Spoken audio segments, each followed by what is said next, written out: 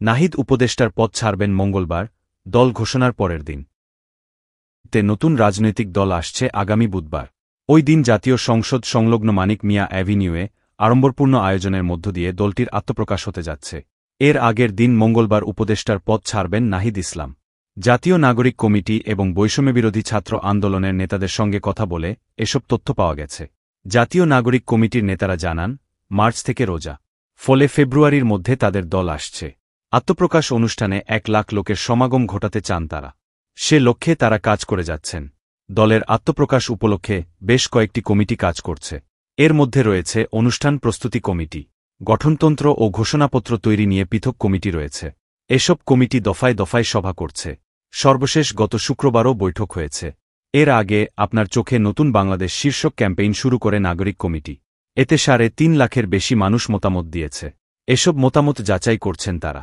জানতে চাইলে নাগরিক কমিটির সদস্য সচিব আক্তার হোসেন সমকালকে বলেন, শৃঙ্খলা, গঠনতন্ত্র, ঘোষণাপত্র প্রণয়ন সহ বিভিন্ন কমিটি করা হয়েছে। কয়েকটি সভায় আত্মপ্রকাশের সময় আত্মপ্রকাশ অনুষ্ঠানের ধরন নিয়ে আলোচনা হয়েছে। তিনি আরও বলেন, আমরা ইতোমধ্যে আপনার চোখে নতুন বাংলাদেশ জনমত জরিপ কর্মসূচি শুরু করেছি। সেখানে আমাদের কাছে লক্ষাধিক উপাত্ত এসেছিল। আমরা সেগুলো নিয়ে নিজেদের মধ্যে পর্যালোচনা করেছি। দল তৈরির জন্য ইতোমধ্যে নানা ধরনের প্রস্তুতিমূলক কমিটি হয়েছে।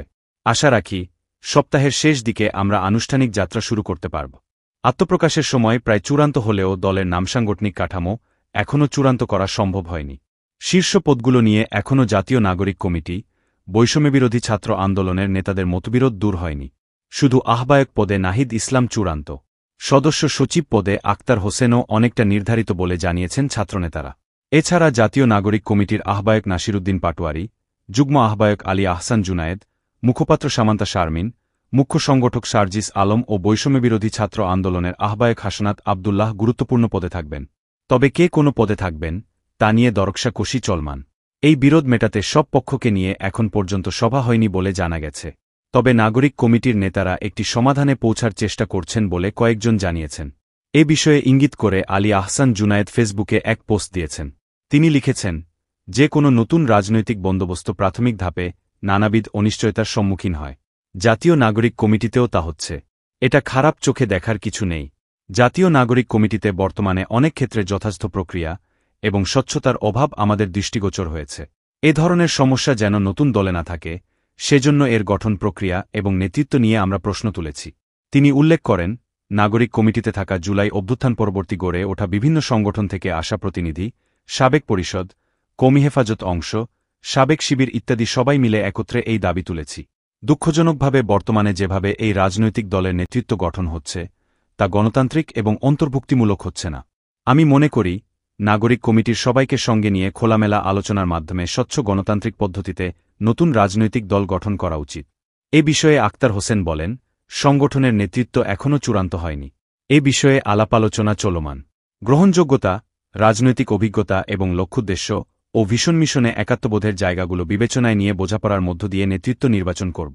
ছাত্রদের দল চূড়ান্ত। এদিকে বৈষম্যবিরোধী ছাত্রদের নতুন সংগঠন আজকালের মধ্যে ঘোষিত হতে পারে। প্রাথমিকভাবে দলটির কেন্দ্রীয় আহ্বায়ক হিসেবে সমন্বয়ক আবু বাকের মজুমদার এবং সদস্য সচিব হিসেবে জাহিদ আহসান, মুখ্য সংগঠক পদে রশিদুল ইসলাম রিফাত এবং ঢাকা বিশ্ববিদ্যালয় শাখার আহ্বায়ক আব্দুল কাদের এবং সদস্য সচিব পদে মহির আলম আসতে পারেন। এছাড়া অন্যান্য পদে আলোচনায় আছেন সানজানা আফিফা অদিতি, রাফিয়া রেহনুমা রিদি, হাসিব আল ইসলাম প্রমুখ। এগুলো এখনও চূড়ান্ত হয়নি।